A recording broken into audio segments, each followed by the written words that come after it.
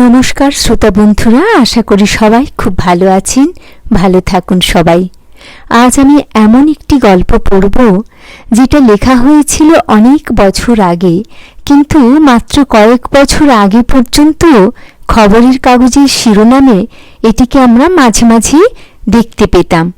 সেই গল্পটি সেরকম একটি বিষয় নিয়ে লেখা গল্প, বিভূতিভূষণ বন্দ্যোপাধ্যায়ের লেখা ডাইনি।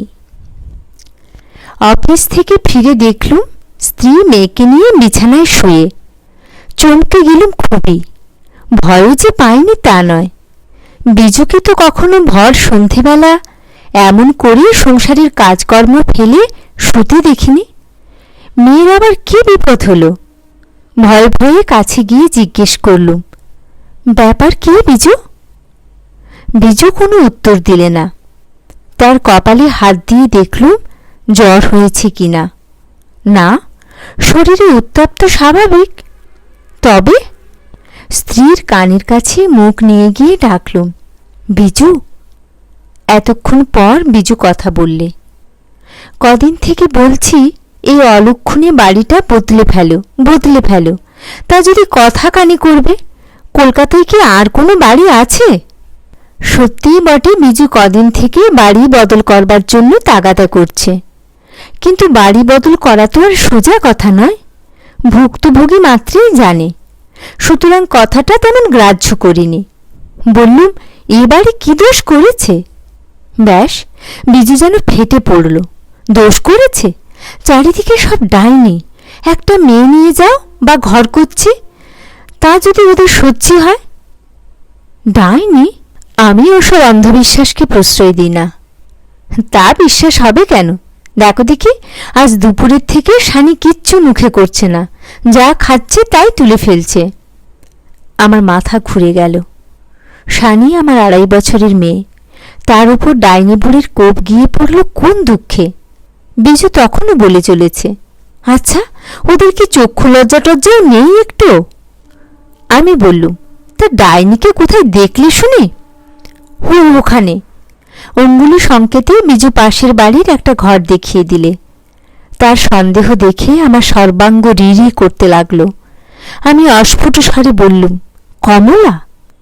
হ্যাঁ গো হ্যাঁ, বিশ্বাস হয় না? আশ্চর্য কিছুই নয়।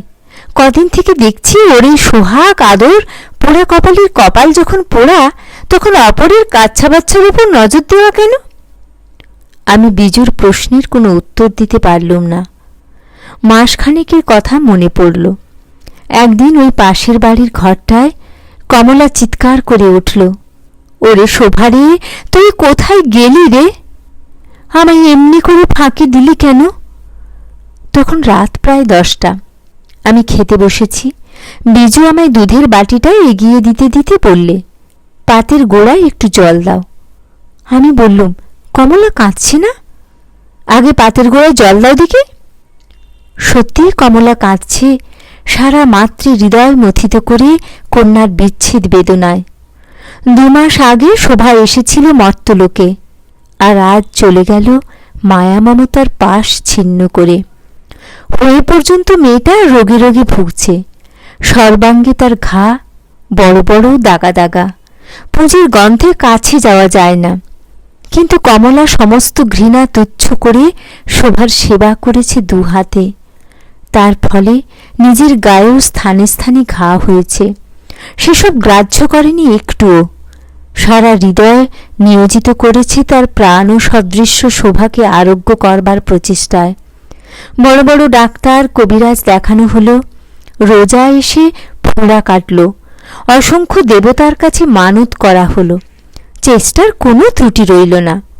কিন্তু সমস্ত চেষ্টা ব্যর্থ প্রতিপন্ন করে রাত 10টায় শোভা মহানিদ্রায় আক্রান্ত হল। মা বুকের উপর লুটিয়ে পড়ে শতবার নাড়াচাড়া করে তাকে সজাগ করবার চেষ্টা করলে। বিনিয়ে বিনিয়ে তার প্রস্থানের জন্য অনুশোচনা করলে সারা রাত্রি ধরে। সে ঘটনার মাসখানেক পরে কমলা নাকি শানিকে দেখে একদিন কেঁদে ফেলে। বুকের একটা গভীর দীর্ঘ নিঃশ্বাস চাপতে পারেনি সে। তার নিঃশ্বাসের শব্দে আমার স্ত্রীর চিত্ত বিচলিত হয়। আস্তে আস্তে খুকিকে নিয়ে সরে আসে পাশের ঘরে। আমি তখন অফিসের হিসেবপত্র মেলাচ্ছি। বিজু আমার পাশে এসে বসল। আমার চশমাটা আস্তে আস্তে চোখ থেকে খুলে বলি, কিছু বলবে? না, এমনি, সেরম কিছু নয়। আমি হাসি। তা ওই এমন সামান্য কিছুই শুনি না কেন? সত্যি, তোমার আবার এসবে বিশ্বাস হয় না? আহ, কৌতূহলী তো বাড়িয়ে দিচ্ছ কেবল। তুমিও বাড়ি বদলাও। কারণ? কমলা রোজ রোজ শানির পানি তাকিয়ে ফোঁস করে নিঃশ্বাস ফেলবে আর কাঁদবে। বাছার আমার অকল্যাণ হবে, তাও বুড়ো মাগে ভুলে যায়। পাগল? আমি হাসতে লাগলুম। ওই তো, তুমি সব কথা উড়িয়ে দাও কেবল। কপাল যখন পোড়া তখন অপরের ছেলে মেয়েদের উপর নজর দেওয়া কেন বাপু? বিজু আমার কাছ থেকে চলে যায়। আমি ওসব বিশ্বাস করি না বলেই হয়তো। আমার মাথার মধ্যে বিজুর সেই কথা কেবল ভাসতে লাগলো। কপাল পোড়া। বাস্তবে কি কমলার কপাল পোড়া? বিধাতা পুরুষ তার প্রতি অপ্রসন্ন? এই রুগ্ন মেয়ে প্রসব করবার জন্য দোষী কে? কমলা? একটুও না। আমি জানি কমলার স্বামীর দুরারোগ্য সিফিলিস রোগ বর্তমান। কথা জানি যে সেই মহাপুরুষ প্রায়ই রাত্রিবেলা বাড়ি ফেরেন না। ঠাকুরদা অনেক পয়সা জমিয়ে গেছে, তাই ব্যয় করে সে ফুরিয়ে উঠতে পারছে না। তবুও লোকে দোষ দেবে কমলাকে। আমার স্ত্রী অন্ধ বধির, সে অকারণ পুরুষদের প্রতি সর্বদাই সদয়। কমলার স্বামীর দোষ সে দেখে না, কারণ পুরুষ পুরুষের শত্রু আর নারী নারীর শত্রু। এহেন কমলা স্বামী হবার দিন সাতেক পরে প্রায় একটি প্রাণহীন মাংসপিণ্ড প্রসব করে। নিজের ব্যর্থতার বেদনায় মুষড়ে পড়ে কমলা কাঁদল, চিৎকার করল। দুদিন বিছানা থেকে উঠল না, খেল না, চোখ ফুলিয়ে ফেলল কেঁদে কেঁদে। তারপর একদিন নজর পড়ল শানির ওপর। শানির পানে তাকিয়ে ওর ব্যর্থতার কথা পুনরায় স্মরণ হল। পুনরায় যেন কে ওর ক্ষতে আঘাত করলে। নিজের অজ্ঞাত সারে একটি ব্যথিত দীর্ঘ নিঃশ্বাস ত্যাগ করলে। আমার স্ত্রী শিউরে উঠল। সে শানিকে নিয়ে সেখান থেকে চলে এলো। অযথা সেই দিন থেকে শানিকে কমলা ভালোবাসলে। এরপর অনেক মাদুলি ধারণ করে, অনেক গ্রহ উপগ্রহকে ঘুষ দিয়ে, অনেক নির্দিষ্ট গাছে ঢিল ঝুলিয়ে কমলা আবার অন্তঃসত্ত্বা হল। আবার সে ক্ষুধিত মাতৃ হৃদয় দিয়ে অনুভব করল তার গার্হস্থ ভ্রূণের সূক্ষ্ম সত্তা।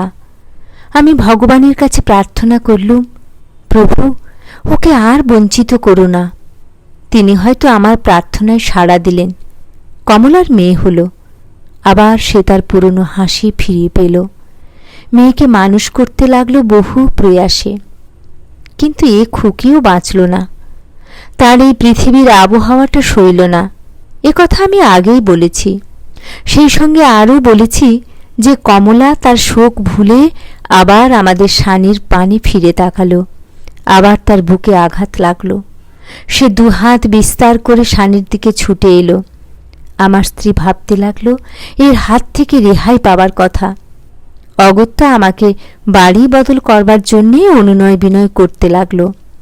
যেহেতু আমি ওসব অযৌক্তিক কিছু বিশ্বাস করি না, সেই জন্যে আমি তার কথা উপেক্ষা করেছিলুম। যাই হোক, কমলা একদিন জিজ্ঞেস করলে, শানি কই ভাই? আমার স্ত্রী আজকাল বড় একটা শানিকে কমলার সামনে বার করে না। শানি তখন আরামে নিদ্রা যাচ্ছে। আমার স্ত্রী বললে, শানির অসুখ করেছে। আমি পাশেই চেয়ারে বসেছিলাম। স্ত্রীর এই মিথ্যা কথা শুনে চমকে গেলাম। কমলা ভয়ার্ত স্বরে বলল, কি অসুখ ভাই? এই সামান্য জ্বর। ডাক্তার দেখাচ্ছ? না, দেখাবো। না ভাই, দেরি করো না একটু, ভালো ডাক্তার দেখাও। যা দিনকাল পড়েছে ফেলে রাখা একটুও উচিত নয়। ও চলে গেল। ওর গলার স্বর ঈষৎ কম্পিত হল। আমি বেশ বুঝতে পারলুম। আমি স্ত্রীকে বললুম, এ মিথ্যে বলে লাভ কি? তুমি থামো দেখি। সুতরাং আমি নীরব হই আর স্ত্রী বলে চলে, 50 দিন বলছি বাড়ি বদল করো, বাড়ি বদল করো, সে কথা যদি গ্রাহ্য হয়। তার পরের দিন দুপুরবেলা কমলা নাকি এসেছিল শানিকে দেখতে। শানির অসুখের খবর পেয়ে সে চুপ করে থাকতে পারেনি। সারাদিন সে খুকিকে কোলে করেছিল, আমার স্ত্রীর সমস্ত বিপরীত চেষ্টা ব্যর্থ করে। আমি আসবার ঘণ্টা তিনেক আগে এখান থেকে চলে গেছে। আমি অফিস থেকে ফিরে বিজুকে আর শানিকে ওই অবস্থায় দেখলুম। বিজু বললে, কি ছাই বেদনা খাইয়ে গেল, তারপর থেকে বাছা আমার কিছু মুখে করছে না। আমি বিজুর পানে ফ্যালফেল করে তাকিয়ে রইলুম। সে আমার হাত দুখানা চেপে ধরে করুণ সুরে বললে, তুমি আজই বাড়ি বদল করো, নয় আমার বাপের বাড়ি রেখে এসো। ও রাক্ষসী আবার কালই আসবে বলে গেছে। আমার কানের মধ্যে কে যেন গরম শীষে ঢেলে দিলে। ঘরের মধ্যে আর কোনো শব্দ নেই, সব কিছু নিথর নিস্তব্ধ। আমি বিচার করতে বসলুম, শানির অসুখের জন্য বাস্তবিক দায়ী কে, কমলা না আমার স্ত্রী? মিথ্যে একজনের বুকে আঘাত করলে বিধাতার বিচারালয়ে তার কি কোনো শাস্তি নেই? বিধির বিধান কি নিরর্থক শব্দ সমষ্টি মাত্র? এমন অন্ধকারে নীড় হারিয়ে একটা কাক কা কা রবে ডেকে উঠল। আমি শানির গায়ে কপালে হাত বোলাতে লাগলুম। আমার বেশ মনে পড়ল কদিন ধরে শানির অনবরত টক লেবু খাওয়ার কথা। শানির রোগের কারণ দিনের আলোয় প্রকাশিত হল। ওই কচি মেয়ে অত অ্যাসিড সহ্য করতে পারে?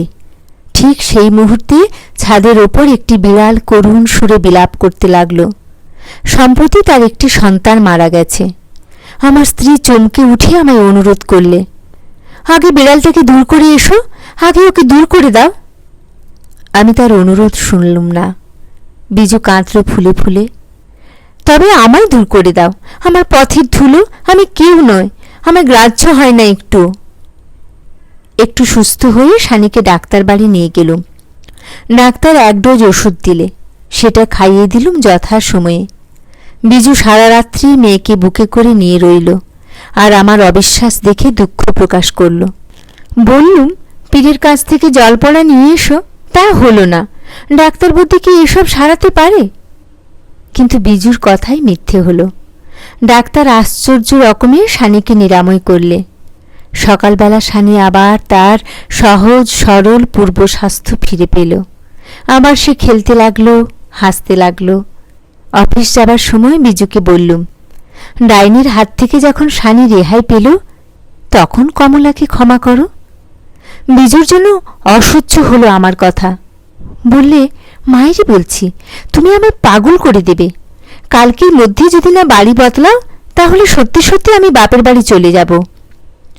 অগত্যা সেই শনিবার দিন রাতেই বাড়ি ঠিক করে ফিরলুম।